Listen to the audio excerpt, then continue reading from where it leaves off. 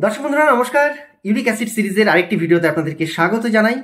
যারা থাম্বনেল দেখেছেন বা টাইটেল দেখে ভিডিওটায় ক্লিক করেছেন যে ইউরিক অ্যাসিডে ডিম কি আদৌ খাওয়া যায় বা ডিম খেলে কি সমস্যা আসতে পারে বা কি উপকার হতে পারে, হ্যাঁ, ইউরিক অ্যাসিডে ডিমে আপনার উপকার হবে বা ক্ষতি হবে সেটা অবশ্যই জানার বিষয়। কিন্তু তার আগে আপনারা অনেকেই হয়তো এটা জানেন যে ইউরিক অ্যাসিডে প্রোটিনের মাত্রা যদি বেশি হয়ে যায় তাহলে পরে আপনার ইউরিক অ্যাসিডের প্রবলেম তৈরি হয়। সেখান থেকে পিউরিনের মাত্রা বাড়ে, আর পিউরিনের মাত্রা বাড়া মানেই আপনার ইউরিক অ্যাসিড বাড়া এবং ইউরিক অ্যাসিড বৃদ্ধির সঙ্গে সঙ্গে আপনার কিডনি স্টোন, কিডনি সংক্রান্ত অন্যান্য সমস্যা তৈরি হয়। কিন্তু ডিম এমন একটা বিষয়, ডিম হচ্ছে একটা সুষম খাদ্য, ঠিক আছে, কিন্তু এই ডিম ইউরিক অ্যাসিডে অবশ্যই খাওয়া যায়।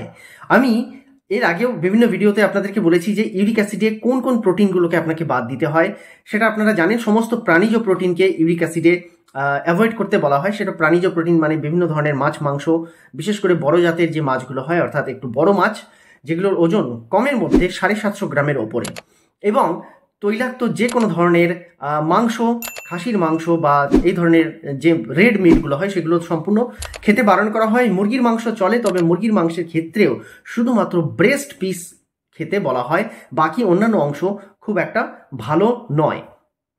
কিন্তু এখানে প্রশ্ন হচ্ছে ডিম কি খাওয়া যাবে এবং কিভাবে খেতে হবে, কতগুলো খেতে হবে, সেই ব্যাপারে আজকের ভিডিওটা। তাই ভিডিওটা স্কিপ না করে একটু শেষ পর্যন্ত দেখবেন। ছোট্ট ভিডিও, বেশি সময় আপনাদের নেব না, খুব ইনফরমেটিভ একটা ভিডিও হতে চলেছে। যারা নতুন আসছেন চ্যানেলটিকে সাবস্ক্রাইব করে যাবেন এবং পাশে থাকা বেল বাটনের সঙ্গে সঙ্গে অল বাটনটিতে ক্লিক করতে ভুলবেন না, তাহলে প্রত্যেকটা ভিডিও নোটিফিকেশন আপনারা পাবেন। আর হ্যাঁ, অবশ্যই একটু বেশি পরিমাণে শেয়ার করতে ভুলবেন না। তো দর্শক বন্ধুরা আসুন আমরা সবচেয়ে প্রথমে এটা তো দেখে নিই যে ইউরিক অ্যাসিডে আমাদেরকে সমস্ত রকম বিনস জাতীয় খাবার, যেগুলোর মধ্যে দানা পাওয়া যায়, যে সবজিগুলো, সেই দানা জাতীয় সবজিগুলোকে অ্যাভয়েড করতে বলা হয়। টমেটো খেতে পারেন, তবে টমেটোর ভেতরের বীজকে ফেলে দিতে বলা হয় বা টমেটোর দানাকে ফেলে দিতে বলা হয়। এছাড়া যত রকমের ডেয়ারি প্রোডাক্টস আছে সেগুলোকে অ্যাভয়েড করতে বলা হয়। তবে লো ফ্যাট ডেয়ারি প্রোডাক্টস যেগুলো রয়েছে সেগুলোর মধ্যে যদি আমরা দই বা ছাঁচ টাইপের কোনো কিছু পাই সেটা আমাদের খেতে বলা হয়, কারণ সেটা ইউরিক অ্যাসিডে অনেকটা হেল্প করে, অর্থাৎ ইনফ্লেমেশনকে কমাতে সাহায্য করে, এটা আমরা জানি। এছাড়া দেখুন, ইউরিক অ্যাসিড যখন আপনার রয়েছে তাহলে ইউরিক অ্যাসিডের সঙ্গে সঙ্গে কোথাও না কোথাও আপনার কোলেস্টেরল প্লাস আপনার সুগারের সমস্যা অটোমেটিক্যালি কিন্তু শরীরে তৈরি হতে থাকে। একটু নির্দিষ্ট সময় যদি চিকিৎসা না করা হয় তাহলে পরে একটা দীর্ঘ সময় এটাকে ফেলে রাখলে পরে আপনার কিন্তু কোলেস্টেরল এবং সুগারও পাশাপাশি পরিমাণে বাড়তে থাকে। এইবার ডিম এখানে খাওয়া যাবে কেন সেটার বলা হয়, সেটার কারণ বলে দিই। ডিম হচ্ছে অ্যামাইনো অ্যাসিডের 27 রকমের প্রকারভেদের মধ্যে প্রায় সবগুলোই ডিমের মধ্যে পাওয়া যায়। তাই ডিম একটা সুষম খাদ্য, সমস্ত রকম মিনারেলস এতে পাওয়া যায়। ডিমের যে কুসুম তাতে প্রচুর পরিমাণে আয়রন থাকে, যেটা কিনা আপনার এলডিএল অর্থাৎ বাজে কোলেস্টেরলকে কমাতে সাহায্য করে। এছাড়া ডিম আপনার সমস্ত যে প্রয়োজনীয় সাপ্লিমেন্টগুলো, সেই সাপ্লিমেন্টগুলো কিন্তু দিতে সাহায্য করে। এবার ইউরিক অ্যাসিডে নর্মালি যেহেতু আপনার অন্যান্য খাদ্য খাওয়ার বস্তুগুলো আপনি অটোমেটিক্যালি অনেকটা কাট আউট করে ফেলেছেন, অর্থাৎ কমে গেছে আপনার, তাই শরীরে যথেষ্ট পরিমাণে ভাইটামিনের স্রোত বজায় রাখার জন্য ডিম অবশ্যই খেতে হবে। তবে যারা এখনো পর্যন্ত ভিডিওটা দেখছেন তারা অবশ্যই উপকার পাবেন, আর যারা স্কিপ করে চলে গেছেন তাদের ক্ষেত্রে কিছু বলার নেই, কারণ ইনফরমেশন এখানেই রয়েছে। ডিমে আপনারা যখন ডিম খাবেন তো সেই ডিম আপনারা পোচ করে খেতে পারেন, তবে শর্ত একটাই, সেই পোচের মধ্যে সামান্য পরিমাণ তেল থাকবে। আর তেলটা কি থাকবে জানেন? অলিভ অয়েল হতে হবে, পিওর ভার্জিন অলিভ অয়েল একমাত্র এই পোচে আপনি ব্যবহার করতে পারবেন। আদারওয়াইজ যদি অমলেট বা অন্যান্য কোনো কিছু করে খান তাহলে সেটা কিন্তু আপনার পিউরিনের পরিমাণ বাড়িয়ে দেয়। নর্মাল যে ডিম সেই ডিমের মধ্যে পিউরিন কিন্তু খুব বেশি পরিমাণ থাকে না, একদম স্বাভাবিকের থেকেও কম থাকে। কিন্তু যখনই সেটাকে আপনি ফ্রাই করে ফেলছেন তখন অটোমেটিক্যালি তার মধ্যে পিউরিনের পরিমাণ বাড়ছে, বাজে কোলেস্টেরলের পরিমাণ বাড়ছে, এবং সেটা আপনার জন্য ক্ষতিকারক।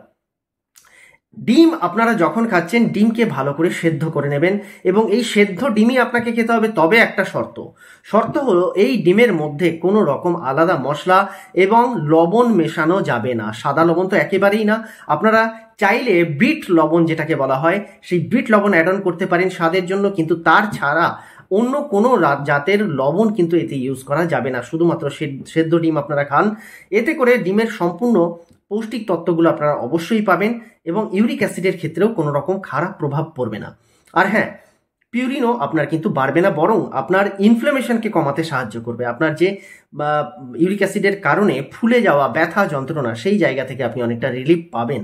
তাই প্রত্যেক দিন আপনারা একটা করে কমের মধ্যে একটা করে ডিম খেতে পারেন। আর খুব বেশি যদি খান তাহলে সেখানে দুটোর বেশি ডিম আপনার শরীরের ওজন অনুযায়ী খাওয়া উচিত নয়। যদি আপনার শরীরের ওজন 70 কেজির ঊর্ধ্বে থাকে এবং আপনার হাইট 6 ফুটের বেশি হয় তাহলে পরে আপনি দুটো করে ডিম খেতে পারেন। আদারওয়াইজ আপনি একটা করেই ডিম খাবেন। এর চেয়ে বেশি ডিম খেতে গেলে আপনার সমস্যা হবে এবং অবশ্যই কোনো রকম টেস্ট বা ডিমের আলাদা কোনো রেসিপি করে খাওয়া এখানে চলবে না। আর তেল মশলা অবশ্যই বাদ দিতে হবে। এইভাবে খান তাহলে ডিমের যে পৌষ্টিক তত্ত্ব অবশ্যই পাবেন এবং পিউরিনকে কম করার ক্ষেত্রেও ডিম এখানে কিন্তু আপনাকে হেল্প করবে। যদিও বা ডিমে প্রোটিন রয়েছে, তবে এই প্রোটিন আপনার কোনো ক্ষতি করবে না। তাই এই ইনফরমেটিভ ভিডিওটা আপনাদের অনেক উপকার করবে বলে মনে হয়। আপনারা একটু বেশি পরিমাণে এটাকে শেয়ার করে দিতে ভুলবেন না। আর আগের মতোই রিকোয়েস্ট করছি নতুন দর্শক বন্ধুদের চ্যানেলটিকে সাবস্ক্রাইব করবেন, ভালোবাসা জানানোর জন্য অল বাটনটিতে ক্লিক করতে একেবারেই ভুলবেন না। খুব তাড়াতাড়ি দেখা হচ্ছে নতুন একটি ভিডিওতে। ভালো থাকবেন, সুস্থ থাকবেন। নমস্কার।